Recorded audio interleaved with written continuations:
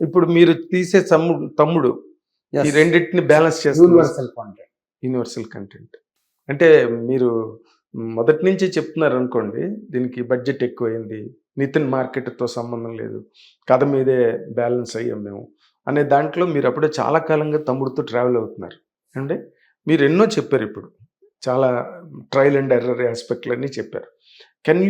మీరు గట్టిగా బల్లగుద్ది తమ్ముడు పెద్ద హిట్టు అన్న మాట మీరు అనగలరా సార్? హిట్ అని చెప్పగలుగుతాను. బల్ల గుద్ది పెద్ద హిట్ అని చెప్పాల్సింది ప్రేక్షకుడు చూసినప్పుడు. నువ్వు సంక్రాంతికి వస్తున్నాం, పెద్ద హిట్ కదా. అవును, సంక్రాంతికి వస్తున్నాం, రిలీజ్ కంటే ముందు ఎస్ గుడ్ మూవీ నా చేతిలో ఉంది, ఇది 14వ తారీఖు ఇది సినిమా హిట్ అంటారు అంతే తెలుసు నాకు. ఇంత బ్లాక్ బాస్టర్ చేస్తారని మాకు ఎవరికి తెలియదు. 100 కోట్లు బ్లాక్ బాస్టర్ సినిమా అని రిలీజ్కు ముందు ఎవరం మేము స్టేట్మెంట్లు ఇవ్వలేము. అంటే ఇందులో ఒక పాయింట్ ఉంది సార్. గేమ్ చేంజర్ తర్వాత సంక్రాంతికి వస్తున్నాం వచ్చింది, పెద్ద హిట్ అయింది. బట్ మీకు ఒక చాలా బ్యాడ్ ఎక్స్పీరియన్స్ గేమ్ చేంజర్ అన్నది. అది డబ్బు గురించి నేను మాట్లాడలేదు. దిల్ రాజు గారికి ఉండే ఒక సిగ్నేచర్ ఏదైతే ఉందో దాన్ని దెబ్బకొట్టింది గేమ్ చేంజర్ వచ్చి, రైట్? అక్కడేమో నితిన్ పరిస్థితి చూస్తే దారుణంగా ఉంది.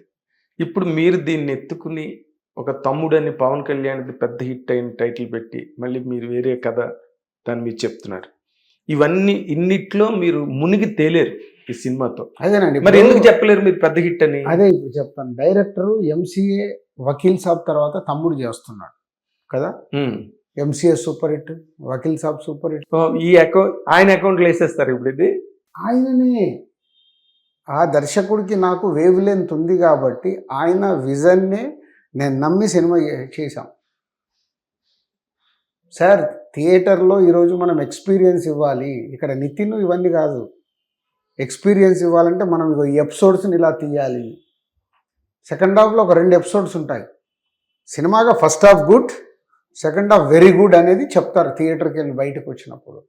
సెకండ్ హాఫ్లో ఒక 2 ఎపిసోడ్స్ ఉంటాయి గూస్ బంప్స్. అది మీరు నితిన్ అని అంటే వర్క్ అవ్వదు. మీరు నితిన్నే చూసి అరే నితిన్ మీద ఇలా ఉంది, నితిన్ ఎకానమిక్స్ ఇవన్నీ మర్చిపోతారు.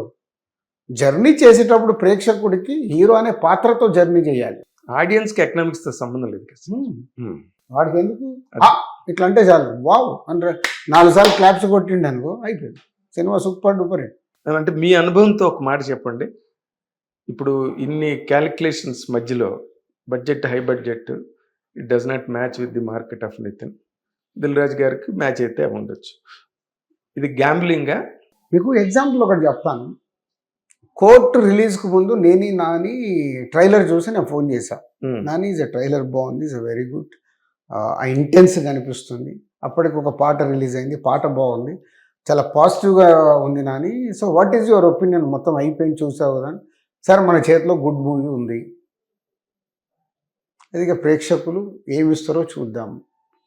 సో రిలీజ్ కంటే ముందే తను కొన్ని ప్రీమియర్ షోస్లా వేసాడు, చూపించాడు, పాజిటివ్గా చెప్పారు. ప్రీమియర్ షోస్ పడ్డాయి, పాజిటివ్ వచ్చింది, బాగుంది మరి నెక్స్ట్ డే అన్ని థియేటర్లు ఫుల్. మాకు ఇంత మట్టుకే తెలుస్తుంది. ఎస్ చూసుకున్నాము, sound everything is a very good for తమ్ముడు. టెంపో ఎక్కడ ఆగట్లేదు, సినిమా దడ్ వెళ్తుంది. అక్క తమ్ముడిది వచ్చినప్పుడు ఎమోషన్ కరెక్ట్గా కనెక్ట్ అవుతుంది. ఆ యాక్షన్ ఎపిసోడ్స్ వచ్చినప్పుడు నాకు వావుగా ఉంది. హీరోయిన్ వచ్చినప్పుడు ఒక చిన్న స్మైల్ ఉంది. అన్నీ ఎత్తుకున్న కథ ల్యాండింగ్ కరెక్ట్గా ఉంది. అంటే ఏం చెప్పాలనుకున్నాడో డైరెక్టర్ ఒక కథ ద్వారా కరెక్ట్గా ల్యాండ్ చేశాడు. It's over. సో అంతవరకే మీరు మాట్లాడగలరు, నాట్ బియాండ్. ఇది నిజం, నేను మాట్లాడేది నిజం. లేకుంటే అప్పుడు మేము అనుకున్న దానికంటే బాగా వచ్చిందండి సినిమా, అస్సలు మా సినిమా మామూలుగా ఉండదండి, అదొక ఫార్ములా. వాట్ ఐఎమ్ టెల్లింగ్, నా ఎక్స్పీరియన్స్తో మేము చూసినప్పుడు మేము కరెక్ట్గా మాట్లాడగలగాలి. అంటే తర్వాత ఇప్పుడు మీరు ఎఫ్డిసి చైర్మన్ అని, అవతల ఛాంబర్ గొడవలు, ఇంకేవో థియేటర్ గొడవలు, అన్నిట్లోంచి మీరు ఆ 4గుట్లో నేను లేనని చెప్పేశారు. మీరు ముందు అరవింద్ గారు చెప్పారు, తర్వాత నేను లేనన్నారు మీరు ప్రెస్ మీట్లో. ఈ నేను లేను అన్న చెప్పడం అన్నది ఒక దిల్ రాజు వరకు కాదండి, ఇంకోళ్ళని అయితే అడిగే ప్రశ్న కాదు. చెప్తాను, అది ఆ 4 అనే టాపిక్ బోర్ టాపిక్ కాదు. నేను అనేది వేరే యాంగిల్ సార్. మీరు అలా చెప్పడం అన్నది with reference to the present crisis in the industry. మీరు అన్నిటికీ నిలబడి ముందుగా రథసారథుల ముందు నిలబడి యాక్టివ్గా వెళ్ళే మనిషి మీరు ప్రతిదానికి. దాన్ని ఆ మాట అండంలోని మీరు డిజోన్ చేస్తున్నారా రెస్పాన్సిబిలిటీ?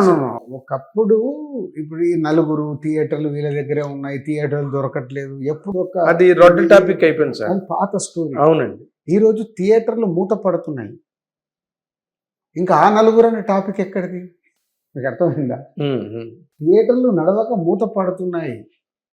థియేటర్లలో సినిమాలు లేక రారా బాబు ఏ సినిమా ఉన్నా రిలీజ్ అంటే కూడా వేసేసుకునే పరిస్థితి ఉంది థియేటర్లకి. అదే కదా ఇప్పుడు అన్ని రెట్రో రిలీజ్లు అన్నీ కూడా. సో వస్తున్నాయంటే ఏంటి? థియేటర్ల కాంటెంట్ లేదు కదా. ఇంక ఇప్పుడు ఆ నలుగురు అనే టాపిక్ ఎక్కడిది? ఆ ఉద్దేశం ఉన్నది. ఒరే బాబు సినిమాలు ఇవ్వడరు, థియేటర్ల ముందు కాపాడుకోండి. సినిమాలు వస్తే జనాలు థియేటర్కి వస్తారు, థియేటర్లు ఓపెన్ ఉంటాయి, లేకుంటే థియేటర్లు మూతపడుతున్నాయి. ఇంకా ఆ నలుగురు టాపిక్ ఏంది అనేది నా సెన్స్. మీ సెన్స్. ఓకే. బిజినెస్ మారిపోయింది. అంతకుముందు ఒకలాగా ఉన్న బిజినెస్ టోటల్ షిఫ్ట్ అయిపోయింది. ఇది అర్థం చేసుకోవాలి కదా. అవును. ఇంకా పాత చింతకాయ పచ్చడి స్టోరీలు ఎందుకు? అవును. ఎంతసేపు ఇంకా నలుగురు అన్న మాట అది లేదు. థియేటర్లు మూత పడిపోతున్నాయి. మరి థియేటర్లు మూత పడకుండా మీరు ఇప్పుడు జనరల్ దిల్ రాజు కాదు, తెలంగాణ రాష్ట్ర చలనచిత్రాభివృద్ధి సంస్థ చైర్మన్ దిల్ రాజు. ఇప్పుడు మీకు తెలియని లోపాలు, మీకు తెలియని లోతుపాతులు సినిమా ఇండస్ట్రీకి సంబంధించినంత వరకు ఏమీ లేవు. ప్రతి బిట్టులోని మీరున్నారు, ప్రతి బిట్టు వెనకతలో మీరున్నారు. ఇప్పుడు ఈ సింగిల్ స్క్రీన్స్ని కాపాడే ప్రయత్నం మీ వైపు నుంచి ఏం జరుగుతుంది సార్? అదేనండి, ఇప్పుడు నేను ప్రతి ఇంటర్వ్యూలో చెప్తూనే ఉన్నాను, సింగిల్ స్క్రీన్స్ని కాపాడుకుంటేనే సినిమా ఇండస్ట్రీ గ్రోత్ బాగుంటుంది. అలాగే ప్రేక్షకుడికి కన్వీనియంట్గా ఉంటుంది. సింగిల్ థియేటర్ ఉంటే మల్టీప్లెక్స్కి వెళ్ళాలంటే 250 రూపాయలు టికెట్, సింగిల్ స్క్రీన్స్కి వెళ్తే బాల్కనీకి వెళ్తే 100 రూపాయలు, రెండో క్లాస్కి వెళ్తే 50 రూపాయలు. అంటే ఒక మిడిల్ క్లాస్ కానీ లోవర్ మిడిల్ క్లాస్ కానీ థియేటర్కి వెళ్ళి సినిమా చూసేది సింగిల్ స్క్రీన్స్లోనే. సమ్ పర్సంటేజ్ ఆఫ్ ఆడియన్స్ మల్టీప్లెక్స్కి వెళ్తారేమో, మిడిల్ క్లాస్ వాళ్ళు కూడా, కానీ ఎక్కువ మట్టుకు ఇక్కడికి వెళ్తారు. కాబట్టి ఆ సింగిల్ స్క్రీన్స్ కాపాడుకుంటే middle class lower middle class ఆడియన్స్ని టోటల్గా ఇండస్ట్రీ మిస్ అయిపోద్ది. కాపాడుకుంటే అనే స్లోగన్ కన్నా దిల్ రాజు గారి దగ్గర నుంచి ఎలా కాపాడుకోవచ్చు అనేది కదా కోరుకుంటారు. నేను గైడ్ లైన్స్ ఇస్తున్నాను.